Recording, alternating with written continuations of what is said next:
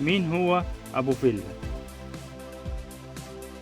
3 2 1. السلام عليكم ورحمة الله وبركاته. كيف الحال يا شباب؟ حسن سليمان أو حسن سليمان، مواليد 18 ديسمبر 1998، العمر 24 سنة، من مواليد مدينة الكويت، يقيم حاليا في دبي الإمارات العربية، الديانة مسلم. من أفضل الإنجازات، حاصل على درع اليوتيوب الفضي عام 2018، وحاصل على الدرع الذهبي عام 2019، والدرع الماسي عام 2020. من أفضل الجوائز التي حصل عليها حسن، حاصل على رقمين قياسيين من موسوعة جينيس.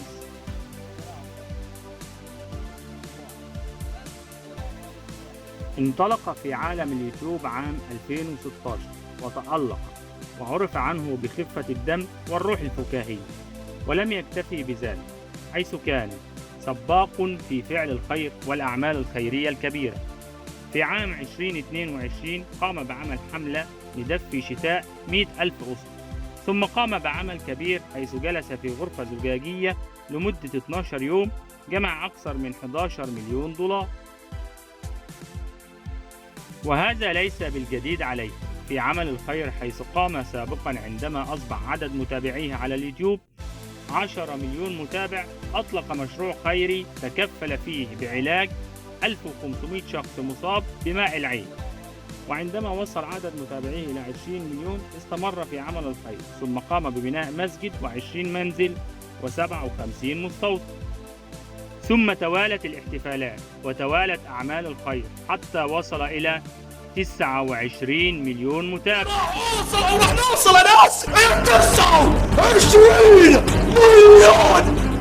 أتمنى أن الكلام ساعد وأثر صدق. ثم توجه بالشكر لكل المتابعين والمشتركين. نعم، من لا يشكر الناس لا يشكر الله، ونحن نتمنى له المزيد والمزيد والمزيد. شكرا حسن، شكرا أبو فلة. نسأل الله أن يجعل كل هذا في ميزان حسناتك، وأن تصل إلى 50 مليون مشترك. أخوك إسلام العوض.